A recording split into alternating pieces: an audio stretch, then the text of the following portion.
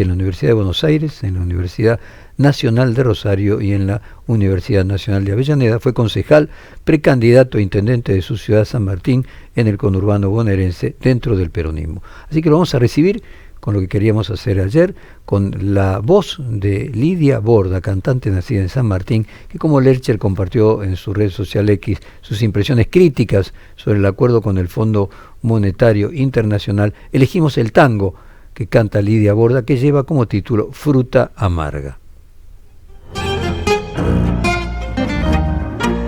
Corazón, en aquella noche larga maduró la fruta amarga de esta enorme soledad, corazón.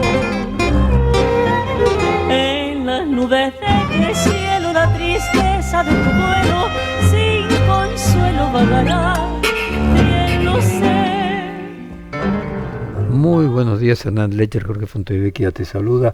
Mejor hacerlo hoy en extenso que ayer cortito cuando se nos acababa el programa, y además te da la posibilidad de evaluar un poquito más. Hacernos un balance de estos primeros días de la parcial salida del cepo y de los efectos que podríamos generar sobre el mercado del acuerdo con el Fondo Monetario Internacional. ¿Qué tal, Jorge? Buenos días. Sí, la verdad que mejor. Ayer fue un día con mucha tensión, ansiedad, quizás vinculado al hecho concreto de lo que ya se llama unificación cambiaria. No hablo de eliminación del cepo, porque lo primero que hay que decir es que es una salida de algunas de las restricciones cambiarias, pero se sostienen varias restricciones cambiarias importantes que tienen que ver con algo que había dicho en algún momento Milei respecto de cuándo iba a levantar el cepo, que evidentemente no se cumplió. Milei, cuando establecía los criterios para levantar el cepo, hablaba de controlar el stock de pesos. Bueno, estrictamente lo que hizo fue dos regulaciones cambiarias muy importantes, las mantuvo, que son lo que se llama restricción cruzada y lo que tiene que ver con el giro de dividendos, que básicamente las pateó para adelante. Esto es muy importante porque si esas regulaciones no se hubiesen mantenido, el escenario probablemente hubiese sido otro. Yo discutí con algunos colegas, o tuve matices con algunos colegas que sostenían que el día de ayer el dólar iba a llegar a la banda superior. Esto no iba a suceder porque básicamente no había una salida del cepo completa. La segunda cuestión es que aquellos que decíamos que el nivel de apreciación era insostenible y el presidente se enojaba, teníamos razón. Desde distintas posiciones del espectro ideológico. Yo no he estado en coincidencia con Cavallo, creo que nunca en mi vida, pero en el aspecto de la cuenta corriente que veníamos sosteniendo, la realidad se veía a todas luces. Y finalmente el gobierno tuvo que conceder que nosotros teníamos razón. Después en su discurso sostuvo que eran muy audaces porque hacían esto en un año electoral, yo diciendo además en la audacia de acompañar las políticas del fondo, pero la realidad es que era insostenible efectivamente, que no se podía aguantar, que era el objetivo primogéneo del gobierno, hasta octubre, con este saldo de cuenta corriente que todo el tiempo tenías que compensar. En ese sentido, hay un dato muy importante. Nosotros ayer revisábamos la evolución del tipo de cambio real multilateral, que es la evolución del tipo de cambio ponderado por la relación comercial con tus socios principales. Volvimos a niveles de finales de junio del año pasado. ¿Qué significa esto? En ese momento el gobierno se le presentó una encrucijada, que era: intento seguir apreciando el tipo de cambio, bajando la inflación, continuando por la senda de la apreciación del tipo de cambio, con los efectos que tenía en materia de cuenta corriente, del sector industrial y demás, pero bueno, intento bajar la inflación, o acompaño con el tipo de cambio la inflación y se me cae el discurso de que hay recuperación, entre otras cosas, por ejemplo, del salario. Bueno, optó por la primera de las opciones. El tema es que finalmente se le hizo insostenible y volvió a foja cero. El problema es que en el medio se gastó $8.000 millones, con lo cual yo me pregunto ¿para qué hicieron esto? Y obviamente el tercer eje central de lo que sucedió en el día de ayer, que uno en parte es especulación de lo que va a pasar, pero el comportamiento de los agentes económicos en el día de ayer da cuenta de esto, incluso durante el mes, de lo que va del mes de abril, es el efecto que tiene en materia inflacionaria, porque yo creo que en el debate público, hasta ahora, si hablábamos hace 2 semanas, íbamos a hablar exclusivamente de apreciación cambiaria, y creo que si hablamos la semana que viene vamos a hablar casi exclusivamente en materia de inflación, porque se destapó la olla. Hace 10 días atrás yo recuerdo que discutíamos el dato de pobreza, y algunos decíamos que así como el dólar estaba artificialmente sostenido, el dato de pobreza o de recuperación salarial era también artificial. Bueno, se destapó un poquitito la olla porque ni siquiera se levantó toda la tapa, y lo que vos ves hoy es que si se midiera la pobreza hoy, mañana, pasado, la semana que viene, no se mide así, se mide semestral, pero si se midiera, efectivamente el salto de pobreza por ingreso mostraría una realidad muy distinta que la que discutimos la semana pasada. Hernán, ¿qué imaginas vos que va a ser el pass-through? O sea, ¿imaginás que va a haber un trimestre con inflación alrededor del 4%, o sea, 5, 4, 3, 2? ¿O imaginás que se ameseta en algo superior al 3 y no baja de eso? Es una muy buena pregunta. Hoy tuvimos un debate con algunos compañeros de CEPA, porque yo primero creo que va a haber un salto del orden entre el 4 y 5 para el mes de abril. La pregunta es si ahí la curva es descendente, y acá se abren varios escenarios. Yo planteo al menos 2 dimensiones que me parecen que hay que considerar. Primero, el efecto de la volatilidad que puede tener el tipo de cambio en un escenario internacional bastante complicado, con lo cual pienso en una persona que tiene que fijar precio. Si el dólar sube a 1.250, probablemente ponga los precios ahí. Si después bajan, no creo que los baje. Si después vuelve a subir, probablemente remarque de nuevo, con lo cual en la dinámica del price setting en la Argentina es bastante probable que las fluctuaciones del tipo de cambio, aunque después en promedio se mantengan en un nivel, no sé, cercano a 1.200, supongamos, puede tener efectos significativos. La otra es, que era lo que discutíamos hoy a la mañana, si la inflación es 5 y 4, supongamos, en los próximos 2 meses, y yo me como todo el efecto de la devaluación, porque el salto devaluatorio ahora es más o menos del 10%, con lo cual, con estas 2 inflaciones, me comí el efecto. El sector agropecuario sigue liquidando igual, y si no liquida, no tiende a subirme el tipo de cambio, y si tiende a subirme el tipo de cambio, no vuelvo a tener una inflación tal vez del 3%. Bueno, me da la impresión que es un escenario donde para el gobierno puede haber serias dificultades en contener la evolución de precios, incluso con la demanda muy caída como la que tenés hoy.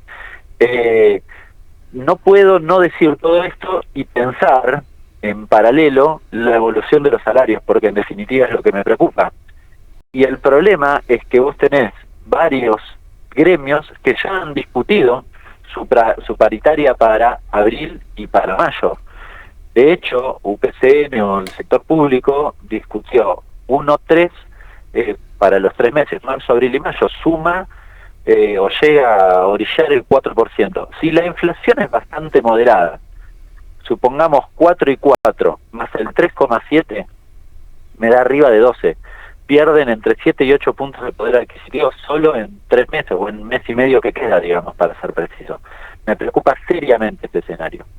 ¿Cómo imaginas que eso repercutiría en las elecciones? ¿Cómo imaginas que se llega a octubre? Si había muchos economistas que pronosticaban esto para noviembre, es decir, después de las elecciones. Recuerdo que Orlando Ferreres pronosticaba una inflación decreciente con un salto, creo que era de 8% o 7%, para noviembre, porque imaginaba que en noviembre se producía esto que se produjo ahora en abril. El anticipo de esto previo a las elecciones, ¿cómo a tu juicio va a afectar en las elecciones? ¿Crees que la Libertad Avanza corre el riesgo de ser tercera en todos lados? Tres cuestiones. Primero, ayer entrevistamos de hecho a Ferreres y yo le pregunté sobre una cuestión que a mí me preocupaba y que él coincidía, que era la siguiente. Arranco por el final. Dale. Ojo después de las elecciones, porque es bastante probable que en el marco del acuerdo con el fondo que le pide desregulación, entre otras cosas, de energía, salud y demás, transporte, probablemente tengas un salto de los regulados después de las elecciones, con lo cual vas a tener un rebote inflacionario con independencia de todo lo que pase de acá a las elecciones. Volviendo a la pregunta entonces original, de acá a octubre, ¿qué pasa? Bueno, yo creo que la estrategia del gobierno, cuando se vio en esta encrucijada, dijo, hagamos lo antes posible los cambios para que logremos que haya un salto de la inflación, pero la curva sea descendente de cara al proceso electoral. Acá vuelvo a la pregunta que me hacías anteriormente. A mí me da la impresión que la inflación se les puede sostener en un nivel del orden del 3%, y si eso efectivamente es así, el escenario electoral es bastante, o sería bastante más adverso para la Libertad Avanza en octubre. De mínima, ya lo que pasó en marzo y lo que va a pasar en abril y mayo rompe el argumento principal de la Libertad Avanza de cara a la sociedad, que era la recuperación del salario y la baja de la pobreza, como decía hace un ratito. Con lo cual, ese argumento está perimido. Yo puedo modificarlo, yo Libertad Avanza puedo modificarlo y decir, bueno, salí parcialmente del cepo, vos podés comprar dólares, es cierto que saltó la inflación, pero yo te prometo que te la voy a volver a bajar. Pero ya no es el mismo discurso y ya no es el mismo relato. Ha cambiado sustancialmente. Yo creo que en el momento en el que se encuentra el gobierno, esto es un problema serio, porque no lo encuentra en su momento de mayor fortaleza. Lo encuentra en un momento donde da la sensación que buena parte de la sociedad entiende que las cosas no están funcionando bien. Y este escenario no estoy hablando de una inflación de 10% en un mes, una inflación de 4 y 4, creo que es un problema serio para sostener este relato. Quiere preguntarte Elizabeth Pejer, Hernán. Hernán, muy buenos días, ¿cómo estás? Atento Bien. a lo que vos estabas diciendo y a tu preocupación sobre todo por el tema del nivel de ingreso, y cuando observamos datos de consumo que todavía no muestran síntomas concretos de recuperación, digamos, en realidad bastante lejos, inclusive si los comparás con los peores meses del año pasado, enero, febrero, marzo, después de la devaluación inicial de Milei. Digo, en este contexto, con una inflación acelerándose, con caída del poder de compra de los salarios, ¿qué pasa con la recuperación económica, que es de lo que no está puesto, o es una discusión que no está muy puesta sobre la mesa? Es interesante analizar eso. Yo me tomé el trabajo de hacer una cosa medio especial en el análisis del memorándum, o del documento publicado por el Fondo Monetario. Son 140 páginas. Y dije, quiero buscar algo que tenga que ver con la economía real y con el trabajo. Entonces busqué dos palabras, trabajo e industria. El resultado no fue positivo, en el sentido de que trabajo aparece 4 veces, de las cuales 3 tienen que ver con el uso de la palabra desvinculada al trabajo de la gente, personas, porque claro, dice, felicitamos el trabajo del staff, o hay que hacer más trabajo para contener la inflación, es decir, está usada con otra connotación, y la única vez que utiliza trabajo en la lógica del trabajo de las personas, dice hay que regular el mercado de trabajo. Claro. Es difícil imaginar que al trabajo le vaya bien en el marco de este acuerdo. Después busqué industria y me pasó algo parecido. Lo menciona 10 veces, pero básicamente menciona 4 veces agroindustria, 2 industria fintech, 2 industria aérea, y las 2 restantes son para desregular la industria. Los sectores que en la Argentina generan mayores puestos de trabajo y en general tienen mejores salarios, que son los industriales, tampoco es de imaginar que les vaya bien. Y como agravante, Milei, el acuerdo con el fondo, promete un mayor ajuste, no solo para este año, sino para el año próximo, solo a los fines de pagar los intereses de deuda. Cuando vos mirás, Sí. el déficit fiscal este año es 1,3, el año que viene es 2,2, pero en los dos el déficit financiero es cero, es decir, todo lo que hagas de ajuste, que es casi un punto porcentual del PBI, un punto del PBI, lo vas a dedicar a intereses de deuda. A ver, lo que estoy diciendo es, olvídense que en el marco del acuerdo con el fondo, a la gente de a pie le vaya bien. Es imposible que eso suceda. Con ese acuerdo, a los argentinos no les puede ir bien. Se pueden ordenar la macro si todo sale bien, tal vez. Es lo máximo a lo que se puede aspirar. ¿Esto qué significa? Bueno, que quizás ordeno el frente cambiario, el fiscal y el monetario a costa del hambre de los argentinos. No hay otra salida cuando uno analiza y lee las 140 páginas del fondo, ¿no? Hernán, Jorge Fontevecchia nuevamente. Háblanos un poco de la provincia de Buenos Aires. Como decíamos al principio, por San Martín vos fuiste candidato. ¿Cómo imaginás que se va a producir el desdoblamiento de las elecciones? ¿Cómo imaginás que se va a producir las diferencias o se va a resolver la diferencia que existe entre Cristina Kirchner y Axel Kicillof? ¿Y cómo imaginás si realmente después de estas peleas entre Macri y Milei va a haber una lista por separada de la Libertad Avanza del PRO, aunque algunas personas del PRO se integren a la Libertad Avanza? Hacemos una especie de balance de cómo imaginar los dos escenarios electorales, el de septiembre y el de octubre en la provincia de Buenos Aires.